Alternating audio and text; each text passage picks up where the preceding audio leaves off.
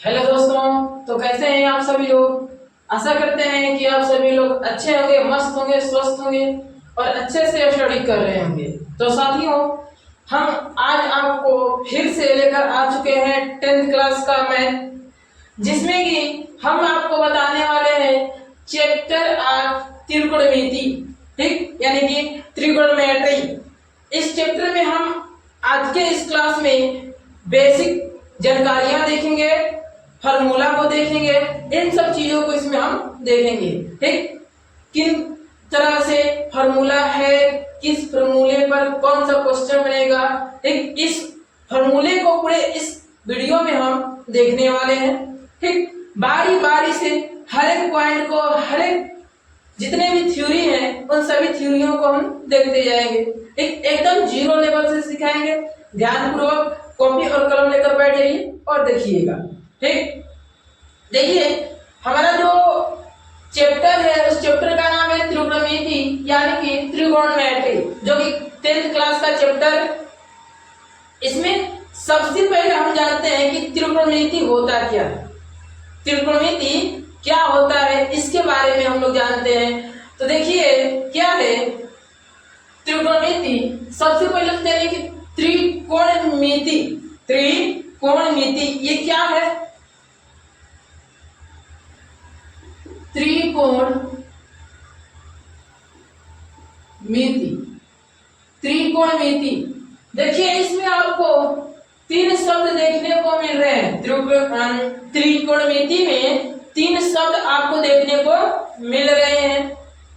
क्या क्या, देखिए बारी बारी से देखते जाते हैं, इसका ऑपरेशन करते एकदम चलेंगे।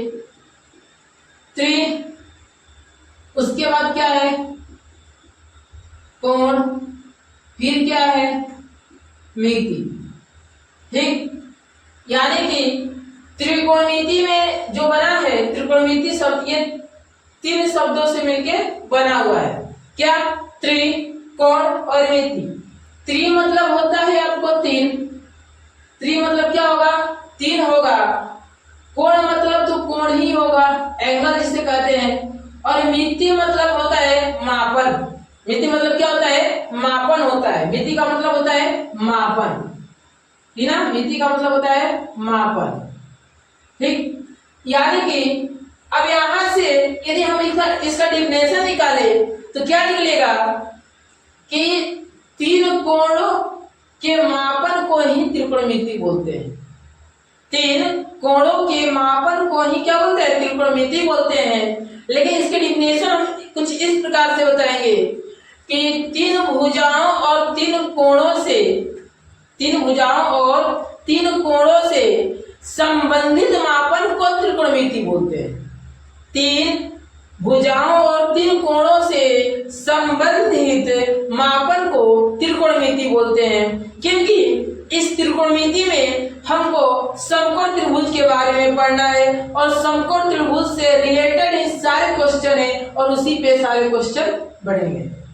तो सबसे पहले हम देख लेंगे कि त्रिभुज के कुछ यहाँ पे प्रकार देख लेंगे, उसी आधार पे हमको त्रिकोणमिति पढ़ना है। तो कौन से त्रिभुज पे त्रिकोणमिति को पढ़ना है इसके बारे में देख लेते हैं। बारी बारी से हर एक पॉइंट को देखते चलेंगे। तो यदि हम पहले इसका डिफिनेशन निकाल लेते हैं, क्या है डिफिनेशन, यदि हम लिखते हैं इसका, जिसे बोलते हैं परिभाषा। क्या, परिभाषा।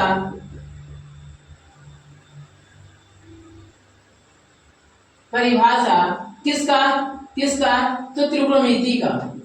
यदि हम त्रिकोणमिति का डिफिनेशन निकाले, परिभाषा निकाले, तो त्रिकोणमिति का परिभाषा क्या होगा, तो बोलेंगे तीन भुजाओं और तीन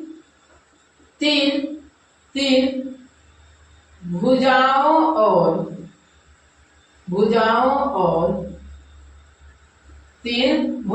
और तीन कोणों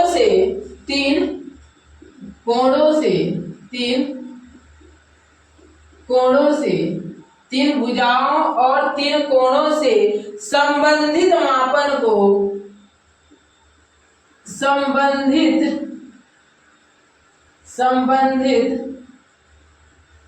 मापन को त्रिकोणमिति, त्रिकोण त्रिकोणमिति त्रिकोणमिति कहते हैं। ओके, क्या है? तीन भुजाओं और तीन कोणों से, त्रिकोणमिति किसे बोलते हैं? तीन भुजाओं और तीन कोणों से संबंधित मापन को त्रिकोणमिति कहते हैं। ठीक ना? तीन भुजाओं और तीन कोणों से संबंधित मापन को ही क्या बोलते हैं? त्रिकोणमिति बोलते हैं। अब देखिए, इसमें सबसे पहले हम देखेंगे त्रिभुज के बारे में थोड़ा सा, त्रिभुज के प्रकार और कौन से त्रिभुज पे हमको त्रिकोणमिति पढ़ने हैं इसके बारे में देखते हैं। ठीक, तो सबसे पहले हम देखते हैं त्रिभुज क्या होता है। अभी यहाँ पे आप देखिए कि तीन भुजा और तीन कोणों से संबंधित मापन को, क्या चीज को? संबंधित मापन को। यहाँ आपको ये दर्शाया है क्या? मापन, उससे संबंधित मापन को त्रिकोणमिति बोलते हैं। यदि हम इसी प्रकार से यदि हम त्रिभुज का डिफिनेशन निकालें, क्या चीज का? त्रिभुज का। तो त्रिभुज का यदि हम डिफिनेशन निकालते हैं, इसका डिफिनेशन क्या होगा कि तीन भुजाओं और तीन कोणों से, त्रिभुज का क्या डिफिनेशन होता है कि तीन भुजा और तीन कोणों से घिरे बंद आकृति को, तीन भुजा और तीन कोणों से बंद आकृति को त्रिभुज बोलते हैं। यानी कि वो तीन भुजा और तीन कोणों से क्या रहेगा? घिरा हुआ रहेगा और बंद रहेगा। ठीक, बंद रहेगा तभी त्रिभुज होगा, नहीं बंद रहेगा तो त्रिभुज नहीं होगा। ठीक, इसका डिफिनेशन लिखेंगे, तीन भुजाओं तीन भुजाओं और तीन भुजाओं और तीन भुजाओं और तीन कोणों से, तीन भुजाओं और तीन कोणों से, तीन भुजाओं और तीन कोणों से घिरे घिरे घिरे बंद आकृति को, क्या? तीन भुजाओं और तीन कोणों से घिरे बंद आकृति को, घिरे बंद आकृति को क्या बोलते हैं? तो त्रिभुज बोलते हैं। त्रिभुज कहते हैं, ठीक ना? तीन भुजाओं और तीन कोणों से घिरे बंद आकृति को त्रिभुज कहते हैं। इसमें आप लोग का एक सवाल उठेगा कि आखिर आप ये त्रिभुज के बारे में क्यों पढ़ा रहे हैं? इसमें त्रिभुज तो हमारा 6th चैप्टर है, 6वां चैप्टर में पढ़ना है, इसमें क्यों पढ़ा रहे हैं? तो हम अभी बताएं कि ये जो त्रिकोणमिति है ये त्रिभुज से ही रिलेटेड है, त्रिभुज पे ही आधारित है। जो भी सवाल बनेगा त्रिभुज को लेकर ही बनेगा, कोण उसमें रहेंगे। ठीक, थीटा का मान रहेगा तो थीटा का मान क्या रहेगा? 30 डिग्री 90 डिग्री, यानी कि कोण का मान रहेगा, यानी कि त्रिभुज से रिलेटेड है। तो कौन से त्रिभुज को लेकर इस चैप्टर को बनाया गया है, चैप्टर को बताया गया है, उसके बारे में देखेंगे। ठीक, तो तीन त्रिभुज बनाते हैं। देखिए, यदि हम त्रिकोणमिति में कोणों के आधार पर बात करते हैं, देखिए इसमें हमको त्रिकोणमिति में क्या होगा कि कोणों के आधार पर ही त्रिभुज का मापन किया जाएगा। ऐसे तो भुजा के आधार पर भी त्रिभुज तीन प्रकार के होते हैं और कोण के आधार पर भी त्रिभुज तीन प्रकार के होते हैं, लेकिन त्रिकोणमिति में हमें कोण के आधार पर ही केवल त्रिभुज को पढ़ने हैं। तो यदि त्रिकोणमिति में कोण के आधार पर हम त्रिभुज को देखते हैं तो वो तीन प्रकार के होते हैं। कौन कौन? एक होते हैं कोण के आधार पे नियम कोण, दूसरे सम कोण और तीसरे में अधिक कोण। इन तीनों कोणों के बारे में देखते हैं और उसके बाद देखते हैं कि किस कोण पे, मतलब कि किस त्रिभुज पे हमारा इस चैप्टर है, ये जो चैप्टर है पढ़ने हैं। ठीक, तो हम अगले हेडिंग में लिखते हैं क्या? त्रिकोणमिति में क्या चीज में? अगला हेडिंग हमारा है त्रिकोण त्रिकोण त्रिकोण मिति। त्रिकोणमिति में कोणों के आधार पर, त्रिकोणमिति में कोणों के आधार पर, त्रिकोणमिति में कोणों के आधार पर त्रिभुज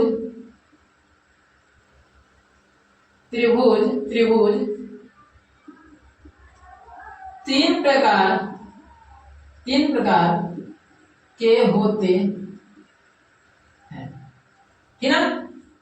त्रिकोणमिति में कोणों के आधार पर त्रिभुज जो होते हैं वो तीन प्रकार के होते हैं। कितने प्रकार के? तीन प्रकार के। कौन कौन? तो देखिए, एक होगा आपका न्यून कोण,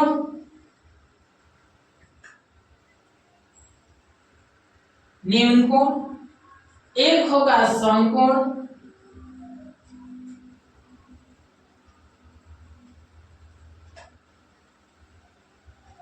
एक होगा समकोण, और दूसरा हो जाएगा आपका क्या? अधिक कोण।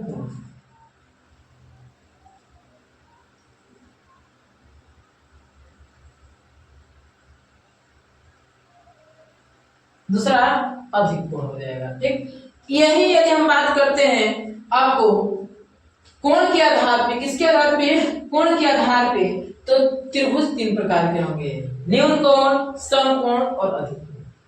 देखिए इसमें है क्या, ये तो पता है त्रिभुज के तीनों कोणों का मान कितना होता है? तो 180 डिग्री।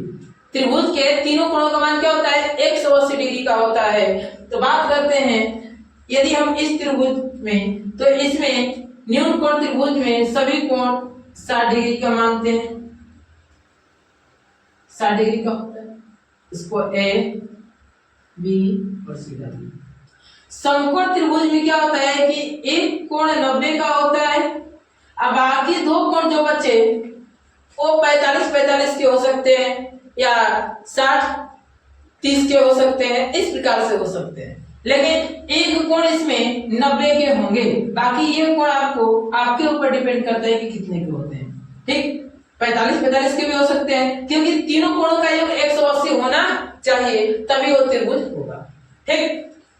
इस प्रकार से अब देखेंगे यदि हम, तो ए, बी और सी, ए, बी और यदि हम तीसरे की बात करते हैं तो इसमें क्या रहेगा कि एक कोण 90 डिग्री से अधिक रहेगा, एक कोण 90 डिग्री से क्या रहेंगे? अधिक रहेंगे, ठीक। ये जो कोण आपको यहाँ पे बन रहा है वो क्या है? 90 डिग्री से अधिक है। मान लीजिए 120 डिग्री, तो 120 डिग्री वो है, बाकी जो कोण बना वो कितने डिग्री का बनेगा? वो आपके ऊपर डिपेंड करता है कि वो कोण कितने डिग्री का बन रहा है, ठीक। यदि ये 120 है तो बचे कितने? 60, तो ये 30 और ये 30 के हो सकते हैं, ये 30 डिग्री के और ये 30 डिग्री के, क्योंकि देखिए 30 और 30 60 और 60 या 120 कितना हो गया? 180 हुआ ना। इस प्रकार से हम त्रिभुज देखते हैं, ए, बी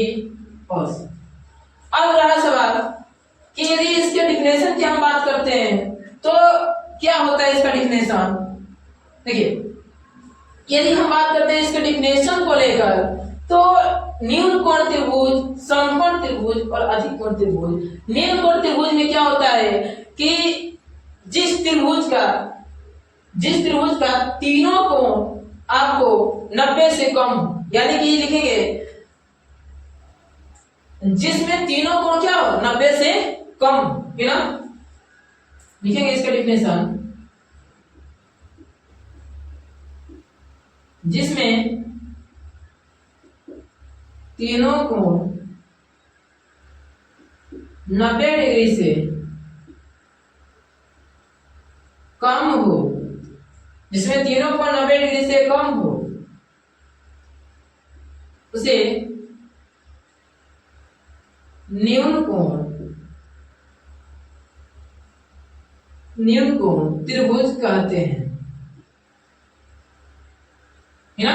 जिसमें तीनों कोण क्या हो? 90 डिग्री से कम हो, उसे न्यून कोण त्रिभुज कहते हैं। इसमें रहा सवाल, तो इसका बात करते हैं कि जिसका एक कोण समकोण हो, क्या हो? जिसका एक कोण समकोण हो, है ना।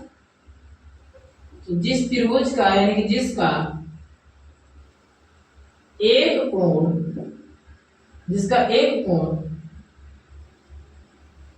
समकोण हो, जिसका एक कोण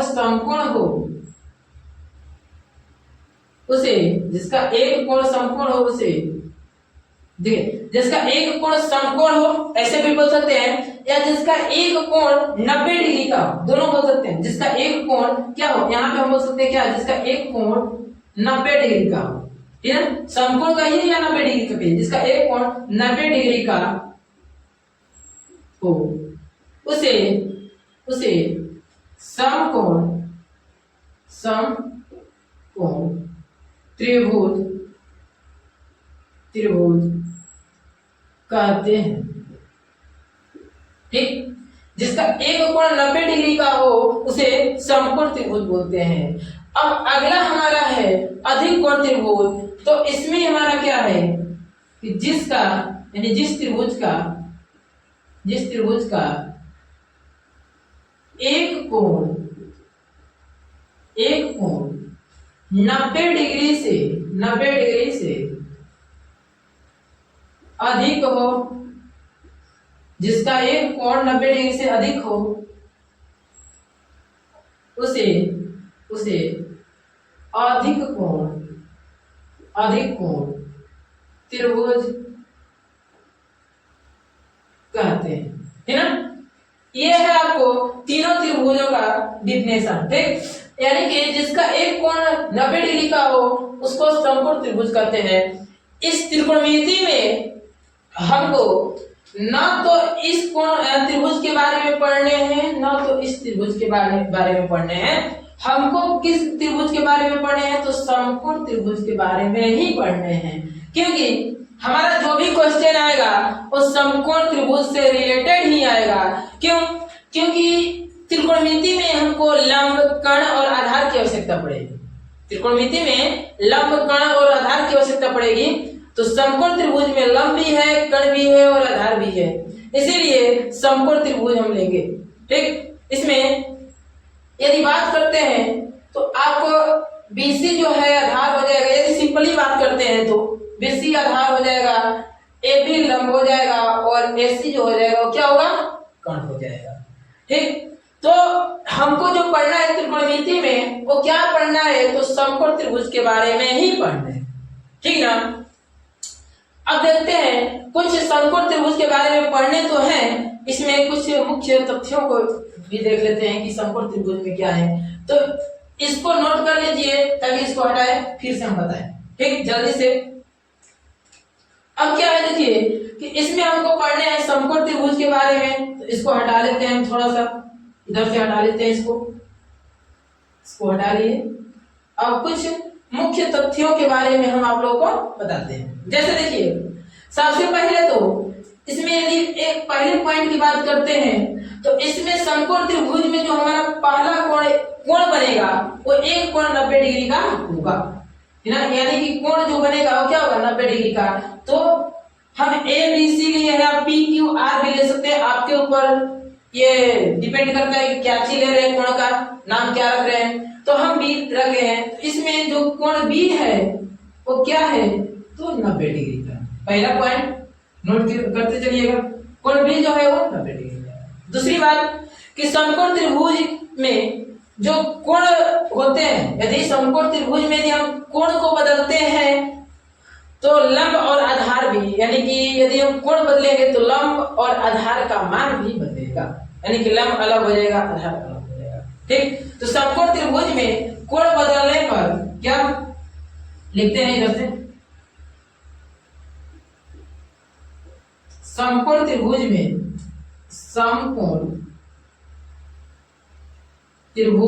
देखिए त्रिभुज का सिंबल है। समकोण त्रिभुज में कोण बदलने पर, समकोण त्रिभुज में कोण बदलने पर क्या, समकोण त्रिभुज में कोण बदलने पर आधार और लंब क्या, आधार और लंब भी क्या, आधार और लंब भी क्या होते हैं, बदलते हैं, चेंज होते हैं, है ना। यदि समकोण त्रिभुज में कोण बदलते हैं तो इसके आधार और लंब भी बदलेंगे। देखिए कैसे, जैसे मान लीजिए कि अभी फिलहाल में हम थीटा यहाँ माने, कोण ये मान लीजिए, थीटा यहाँ मान लीजिए, तो यदि हम थीटा यहाँ माने हैं तो याद रखिएगा कि 90 डिग्री के सामने जब भी होगा वो क्या होगा, तो कोण होगा। 90 डिग्री के सामने हर वक्त हर दम कोण रहेगा, इतना याद रखिएगा। बाकी जो है वो बदलता रहेगा। जैसे कि मान लीजिए यदि सी पे हमारा थीटा बना है, यानी कि कोण जो है सी पे बना है 30 डिग्री 45 डिग्री 60 डिग्री का जो भी मान आ रहा है, जो भी कोण बन रहा है वो मान लीजिए थीटा पे बन रहा है, तो इसके जस्ट सामने जो होगा, थीटा के सामने जो होगा वो लंब होगा। समझिएगा, थीटा के सामने क्या होगा, लंब होगा। और ए जो यहाँ है इसके सामने आपको क्या हो जाएंगे, आधार हो जाएंगे। क्या होंगे, आधार। ठीक है, इसके सामने क्या हो जाएंगे, आधार। यदि थीटा आपको क्या बन रहा है, सी पे बन रहा है, थीटा सी पे बन रहा है तो उसके सामने लंब होगा। ठीक, और यदि थीटा ए पे बन रहा है तो उसके सामने लंब होगा। ठीक ना, उसको भी बता रहे हैं आपको। इधर क्या है देखिएगा कि एक और त्रिभुज हम बनाते हैं, समकोण त्रिभुज बना लेते हैं एक और, फिर से इस प्रकार से हमने बना लिया समकोण त्रिभुज ए बी और सी। यहां हमारा बना है 90 डिग्री का कोण। समझिए 90 डिग्री के सामने हम बोलवे किए हैं कि कोण होगा हर वक्त। अभी हमारा जो मान था, जो थीटा था यहाँ बना था, यानी कि थीटा सी पे बन रहा था ना। जब थीटा सी पे बन रहा था इसके सामने लंब था, आधार नीचे था। सिंपल सी बात। अब यदि हम थीटा यहाँ बनाते हैं ए पे बनाते हैं, थीटा क्या बनाते हैं, ए पे। कोण कहाँ है, 30 डिग्री 60 डिग्री 45 डिग्री का जो भी कोण है वो कहाँ है, तो ए पे है। तो यदि वो कोण ए पे है तो हमारा जो इसके सामने होगा ये लंब कहलाएगा। क्या कहलाएगा, ये लंब कहलाएगा। और सी के सामने जो होगा, ये सी के सामने जो होगा वो आधार कहलाएगा। क्या कहलाएगा, आधार। ठीक, इस चीज को याद रखिएगा। यानी के मतलब कोण, एल मतलब लंब और ए मतलब आधार। ठीक, इस प्रकार से हम बताएंगे। तो वही यहाँ पे नोट करवाए हैं कि यदि समकोण त्रिभुज में कोण बदलते हैं, देखिए कोण चेंज हुआ तो आधार और लंब क्या हो गए, बदल गए कि नहीं बदले। अभी इसमें हमारा लंब ऊपर था, आधार नीचे था, लेकिन इसमें आधार ऊपर हो गया, लंब नीचे हो गया, बदल गया ना। तो वही नोट करवाए थे। अब क्या है कि यदि कोण सी, जैसे कि अभी बताया ना कि कोण सी बदले, ये सी के एन थीटा रहेगा, यानी डिग्री का मान रहेगा 30 डिग्री 60 डिग्री, तो लंब उसके सामने होगा। यदि ए कह रहेगा तो उसके सामने लंब होगा। ठीक, इस चीज को नोट कर लीजिएगा, इसको याद रखिएगा। अब अगले पॉइंट को हम देखते हैं। अगला हमारा पॉइंट क्या है, तो इतना तो समझ में आया। इस चीज को नोट कर लीजिएगा कि यदि कोण के सामने, यदि क्या कोण के सामने वाली जो भुजा होती है वो लंब होती है। यानी कि जो कोण के सामने मतलब कि जहां डिग्री बनेगा, मतलब कि जहां थीटा का मान रहेगा, थीटा मतलब कि 30 डिग्री हो, 45 डिग्री हो, 60 डिग्री हो, 0 डिग्री हो, जो भी मान हो, यदि जहां वो कोण बनता है, कोण ए पे बने या सी पे बने, तो उसके सामने हर वक्त क्या रहेगा, लंब रहेगा। याद रखिएगा। कहीं यदि आप ए पे बनेगा तो उसके सामने नीचे में लंब हो जाएगा, यदि सी पे बनता है तो उसके सामने लंब हो जाएगा। इस चीज को याद रखिएगा। ठीक, एक प्रश्न देते हैं आपको, क्या एक क्वेश्चन है, एक ये त्रिभुज है, मान लीजिए ये क्या है, त्रिभुज है, समकोण त्रिभुज है। क्या नाम आपको 90 डिग्री का होगा, ये ए बी और ये सी। यहां मान लीजिए आपको 30 डिग्री का कोण बन रहा है। आप बोल दिया कि इसमें लंब क्या होगा, आधार क्या होगा और कोण क्या होगा। क्या क्या, लंब क्या होगा, आधार क्या होगा और कोण क्या होगा। ठीक, तो यदि थीटा कहां हमारा बना है, ए पे बना है। थीटा कहां बना है, तो थीटा ए पे बना है। थीटा यदि ए पे बन रहा है तो बताए हैं अभी कि इसके सामने क्या होगा, इसके सामने लंब होगा ना। तो लंब क्या हो जाएगा, BC। लंब क्या होगा, BC। उसके बाद 90 डिग्री के सामने क्या होता है, कर्ण होता है, तो कर्ण हमारा क्या हो जाएगा, AC। और AB जो है वो आपको क्या हो जाएगा, AB आधार हो जाएगा, ठीक है ना, AB क्या होगा, आधार हो जाएगा। इस प्रकार से हमारे प्रश्न पूछे जाएंगे ऑब्जेक्टिव में, ठीक। जल्दी से इसको स्क्रीनशॉट ले लीजिए ताकि आगे के पॉइंट को हम फिर से नोट करवाएं। तो अब हम अगले पॉइंट को देखते हैं, हमारा अगला पॉइंट क्या है उसके बारे में समझते हैं। तो अगले पॉइंट में हम देखेंगे पाइथागोरस प्रमेय, ठीक ना, पाइथागोरस प्रमेय। तो सबसे पहले इसको देखने से पहले हम एक समकोण त्रिभुज बना लेते हैं, एक समकोण त्रिभुज बना लेते हैं इस प्रकार से। ये आपको ए हो जाएगा, ई बी और ये सी, ठीक। सिंपल सी बात करते हैं, यदि ये 90 डिग्री, इसके सामने आपको कौन हो जाएगा, नीचे में आधार बोलेंगे, क्योंकि ना हम ए को थीटा माने हैं ना तो सी को थीटा माने हैं, ठीक। उसके बाद इधर लंब हो जाएगा, ठीक। अब देखिए क्या करते हैं, ई कर्ण हुआ, कर्ण यानी कि इसको हम बोल देंगे के से कर्ण, ए से आधार और एल से लंब हो जाएगा, ठीक। कब, जबकि ना ये हम थीटा माने हैं ना ये थीटा माने, हम कोई नहीं थीटा माने, सिंपल सी त्रिभुज लिए हैं उसके आधार पर। अब देखिए क्या है कि पाइथागोरस प्रमेय से, किससे,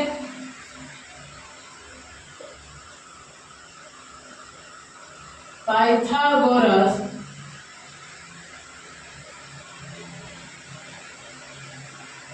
प्रमेय, पाइथागोरस प्रमेय, पाइथागोरस प्रमेय यानी कि क्या होता है आपका, कर्ण का स्क्वायर बराबर लंब का स्क्वायर प्लस आधार का स्क्वायर ना, यानी कि कर्ण का स्क्वायर करेंगे प्लस लंब का स्क्वायर, कर्ण का स्क्वायर बराबर लंब का स्क्वायर प्लस आधार का स्क्वायर। यानी कि यदि संकेत के अनुसार इसको हम लिखें, के स्क्वायर बराबर एल का स्क्वायर अब प्लस में ए का स्क्वायर होगा। इधर बात करते हैं, केवल हम कर्ण की बात करते हैं, केवल क्या चीज की, यदि हम कर्ण की बात करते हैं तो कर्ण बराबर होगा रूट अंडर लंब का स्क्वायर प्लस आधार का स्क्वायर। यानी कि हम कर्ण बराबर बात करेंगे तो के बराबर आपका रूट में एल स्क्वायर प्लस ए स्क्वायर। अगले पॉइंट की बात करते हैं, यदि हम आपको लंब निकालें, क्या लंब का स्क्वायर करें तो लंब का स्क्वायर बराबर होता है कर्ण का स्क्वायर माइनस में आधार का स्क्वायर, ठीक। यानी कि इसका सिंपल से हम करेंगे एल स्क्वायर बराबर के का स्क्वायर माइनस ए का स्क्वायर।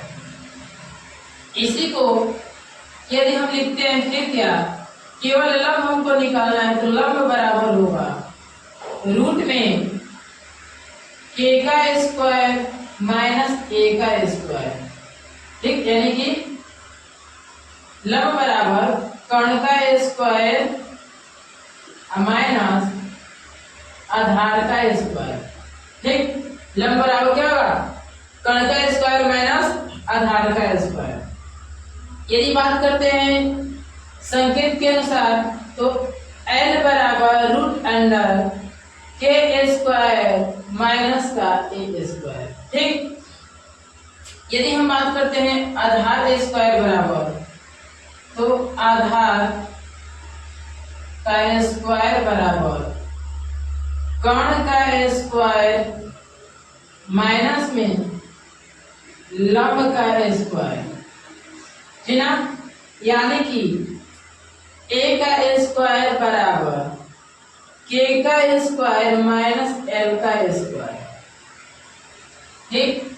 अब यदि अगले पॉइंट की हम बात करते हैं, आधार बराबर तो रूट में कर्ण का स्क्वायर माइनस में लंब का स्क्वायर। ठीक। यानी कि a बराबर root under k square minus l square. ठीक। ये आपको पाइथागोरस प्रमेय के कुछ फॉर्मूले हैं जिसपे कि हमारा सवाल बनेगा। ठीक। इसके बाद अब देखते हैं कि इस त्रिकोणमिति में हमको टोटल 6 निष्पत्तियों के बारे में पढ़ना है। टोटल 6 निष्पत्तियों के बारे में पढ़ना है। कौन कौन? साइन, कॉस, टैन, कोसेक, सेक और कॉट। यानी कि त्रिकोणमिति के 6 निष्पत्तियां होती हैं। त्रिकोणमिति की यदि बात करते हैं तो टोटली 6 निष्पत्तियां होती हैं। कौन कौन? तो देखेंगे तो सबसे पहले हेड करेंगे कि त्रिकोणमिति के क्या चीज के त्रिकोणमिति में कुल 6 निष्पत्तियां होती हैं या अनुपातिक मान होती है। त्रिकोणमिति में टोटल 6 निष्पत्तियां या अनुपातिक मान होती हैं। किस प्रकार से होती हैं उसको देखते हैं हम। देखिए क्या है, लिखेंगे त्रिकोणमिति में, अगला हेडिंग करिएगा त्रिकोणमिति में,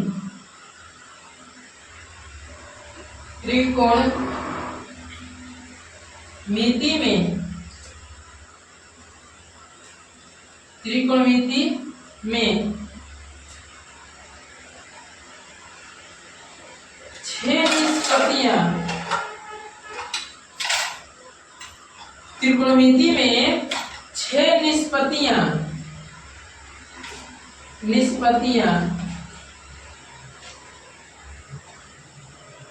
त्रिकोणमिति में 6 निष्पत्तियां या अनुपातिक मान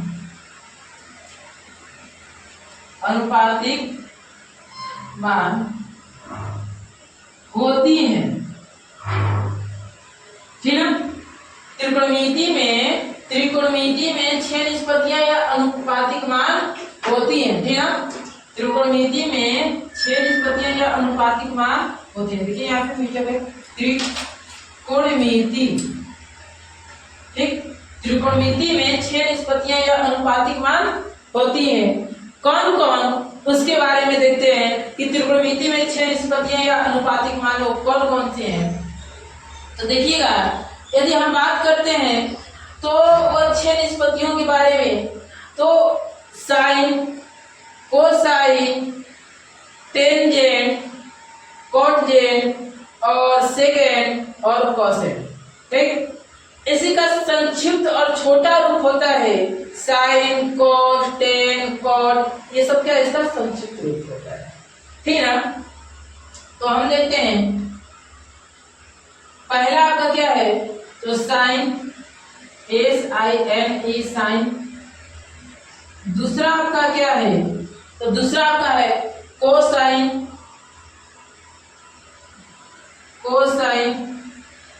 तीसरे की बात करते हैं तो टेंजेंट है, ठीक है, टेंजेंट है। और हम चौथे की बात करते हैं तो कॉटजेंट है ना। चौथे की बात करते हैं तो क्या है, कॉटजेंट है। पांचवें में आपका सेकेंड हो जाएगा,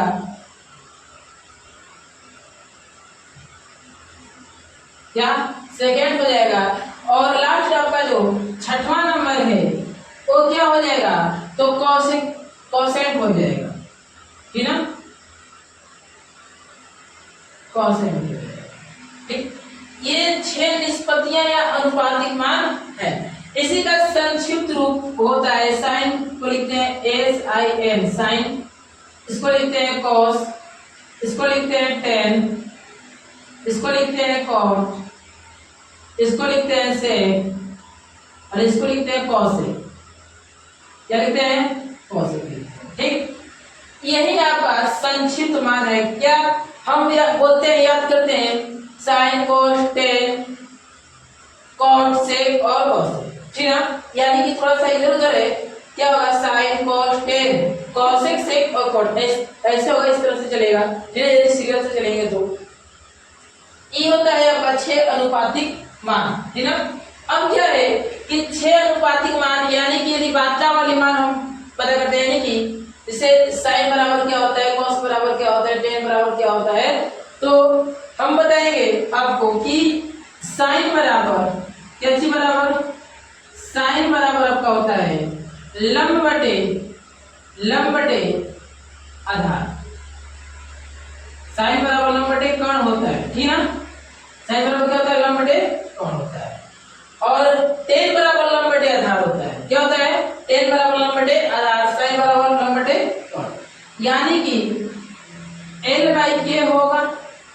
बात करते हैं कॉस को लेकर, यदि कॉस की बात करें तो कॉस का होता है आधार बटे कर्ण होता है, आधार बटे कर्ण, यानी कि A बाई के होगा। ठीक, ए से आधार, के से कर्ण। यदि बात करते हैं हम टेन को लेकर, टेन बराबर होता है क्या? लंब बटे आधार होता है, लंब बटे आधार होता है, यानी कि L बाई ए होगा यहाँ। ठीक, यही बात करते हैं हम क्या चीज को लेकर, इसके 3 और मान को देखिए, साइन कॉस टेन हो गया, इसके जस्ट विपरीत 3 मान होते हैं, कॉसेक सेक और कॉट। किस प्रकार से? देखिए कॉसेक बराबर होता है कॉसेक, देखिए साइन का उल्टा क्या होता है? कॉसेक होता है, साइन का उल्टा कॉसेक होता है। तो कॉसेक क्या होगा? कर्ण बटे लंब, यानी कि के बाई एल। यदि बात करते हैं हम सेक को लेकर, तो सेक का उल्टा होता है, कॉसेक का उल्टा होता है सेक, यानी कि ये हो जाएगा आपका कर्ण बटे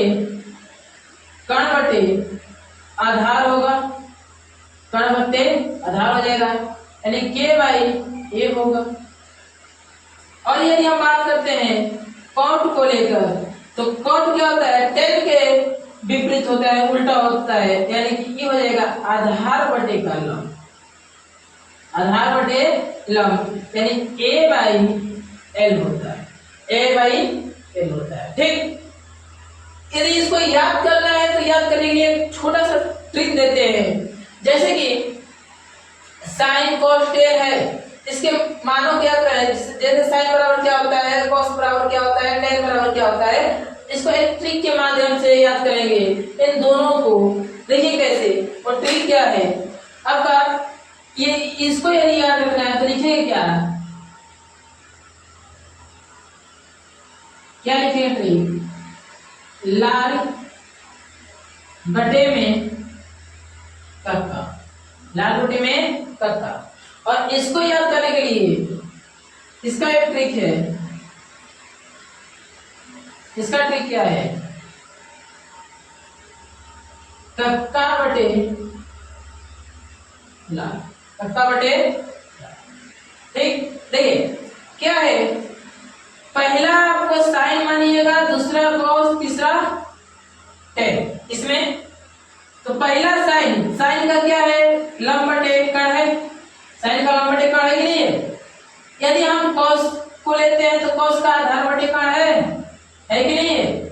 और टेन का लेते हैं तो उसका क्या है? लंब बटे आधार है कि नहीं है? ये आपको साइन का हो जाएगा, ये वाला, ये आपका कॉस का, और ये टेन का होगा। उसी प्रकार से इसमें यदि बात करते हैं तो कर्ण बटे लंब होगा, किसका? कॉसेक का। कर्ण बटे आधार किसका हो जाएगा? सेक का। और आधार बटे लंब किसका हो जाएगा? तो कॉट का। ये क्या हो जाएगा? कॉसेक का हो जाएगा, ये आपको सेक का हो जाएगा, और ये किसका हो जाएगा? कॉट का हो जाएगा। होगा? ठीक।